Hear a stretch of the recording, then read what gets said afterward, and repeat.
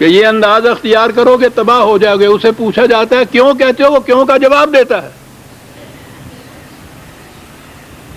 2 اور 2 4 کی طرح عزیزان من سائنٹیفک طریقے سے وہ بتا دیتا ہے کہ اس کا نتیجہ یہ ہوگا. کہتا ہے میں یہ نہیں بتا رہا کہ یہ غیب کی بات ہے جو میں بتا رہا ہوں, صرف یہ چیز ہے کہ تم یہ اپنے ذہن میں یہ حساب شمار کتاب کرتے نہیں ہو کہ یہ کڑیاں نہیں ملاتے اسباب کی, خوش فہمی میں مبتلا ہو, خود فریبی میں مبتلا رہتے ہو, بد مستی میں مبتلا رہتے ہو, نشے کی حالت میں تم رہتے ہو. عقل اور شعور سے کام لو تو پھر سمجھ جاؤ کہ میں یہ ایسا کیوں کہتا ہوں. میں سمجھاتا ہوں کہ میں کیوں کہتا ہوں. وہی کا ملنا تو ایسا ہے کہ اس میں انسانی کسب و ہنر اور فکر و دلیل کا کوئی دخل نہیں. وہی کا جو متن آتا ہے جس کو وہی پیش کرتا ہے نبی, اس کے لیے جو دعویٰ کرتا ہے وہی کی روح سے نبی, یا جو وہی دعویٰ کرتی ہے اس کیوں کا جواب دیتا ہے, دلیل دیتا ہے اس کے لیے. اور قرآن نے کہا کہ اگر یہ ایسے ہی کہتے ہیں کہ یہ بھی وہی کا ہی مقام ہے جہاں سے ہم لے کے آتے ہیں یہ کہانت اور پیشگوئی, تو ان سے کہو کہ وہی کا تو دعویٰ یہ ہے کہ میں دلیل دیتا ہوں جس بات کا بھی دعویٰ کرتا ہوں کہ یوں ہوگی. ان سے کہو دلیل لاؤ, ختم ہوا. ان سے کہنے کی کیا بات ہے, وہ تو پہلے ہی کہتے ہیں کہ اس کے لیے دلیل نہیں ہوتی, پیش گوئی کے لیے دلیل نہیں ہوتی. جو ہم قسمت بتاتے ہیں تو اس کے لیے دلیل نہیں ہم دے سکتے. ان حضرات سے پوچھئے, وہ کہتے ہیں کہ ہم وہاں جا کے لوح محفوظ سے پڑھ کے آتے ہیں, اب تمہیں دلیل کیا دیں.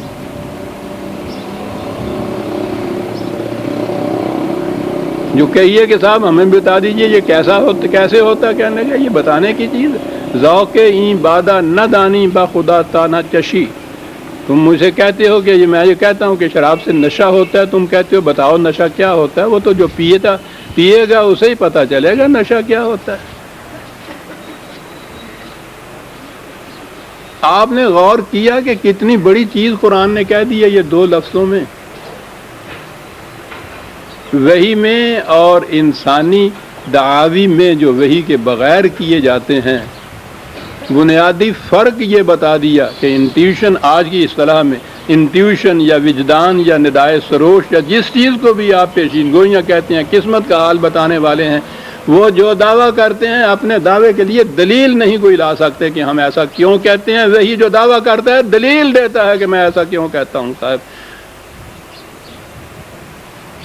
دلیل نہیں دیتے تو قرآن کی روح سے مسترد کرنے کی بات ہے. ہاتھوں برہانکم ان کنتم صادقین. دعویٰ کتنا عجیب ہے.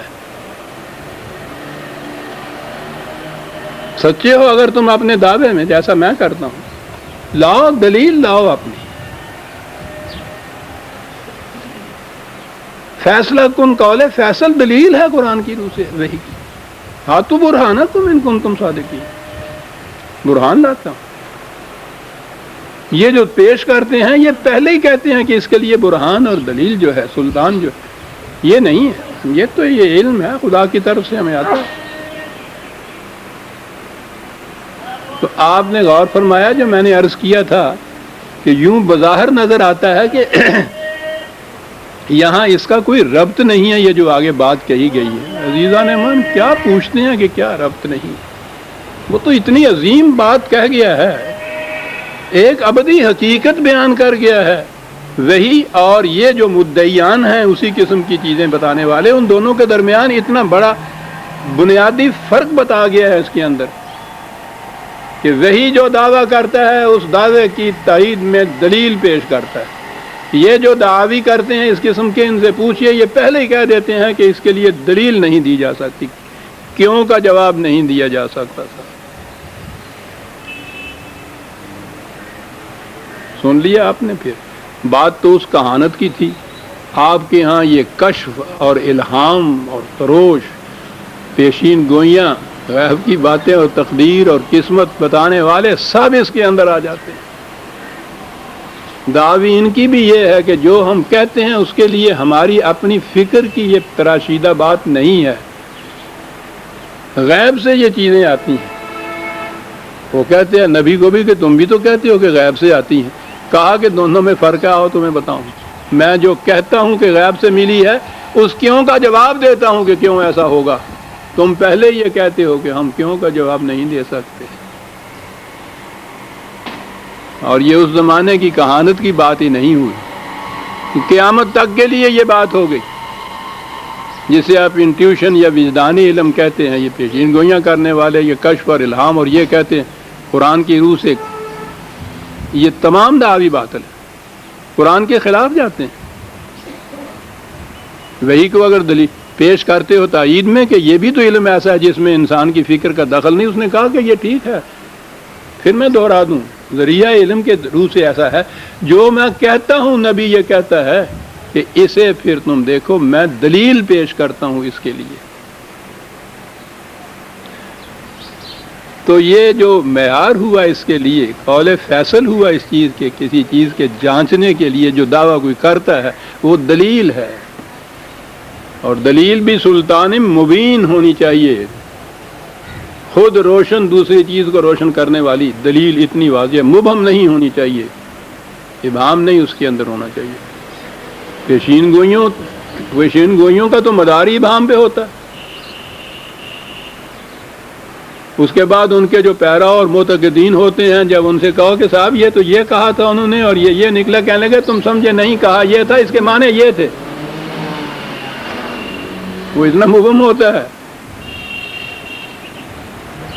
پیشین گوئیوں کو پھر چسپاں کرتے ہیں، ان کا ابہام دور کر کے ان کے معنی پہنا کے سلطان مبین ہے. واہ واہ، کیا عرض کروں، کیا ماتو چیزیں دیگری کتاب ہے یہ. جی یہ تو یہ رہے کہ آزارائیاں کرنے والے، یہ عیسائی بھی تھے، یہودی بھی تھے.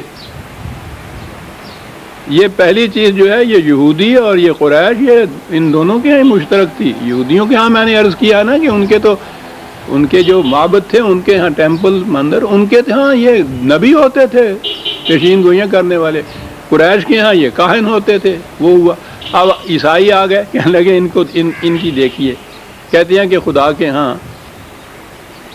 یہ نہیں، یہ بھی انہی کا عقیدہ، میں معاف رکھیے، دوسری جگہ ہے عیسائیوں کا عقیدہ ابن اللہ کا جہاں آیا ہے.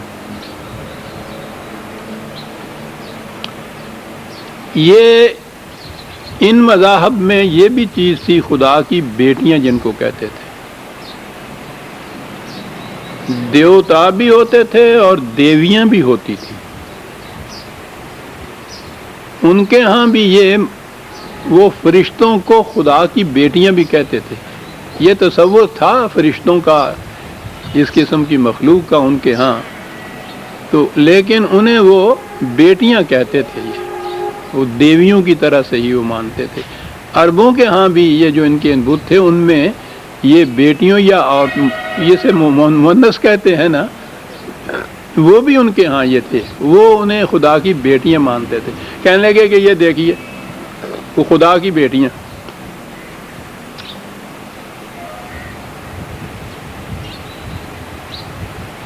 عیسائیوں کے اس دعوے کو تو قرآن نے ایک فقرے میں رد کر کے رکھ دیا. ان کا دعویٰ یہ ہے کہ حضرت عیسیٰ علیہ السلام خدا کے بیٹے تھے. قرآن نے کہا کہ خدا کی تو بیوی نہیں تھی تو بیٹا کیسے ہو سکتا تھا. عجیب بات ہے وہ کہ وہ حضرت مریم علیہ السلام کو خدا کی بیوی نہیں مانتے.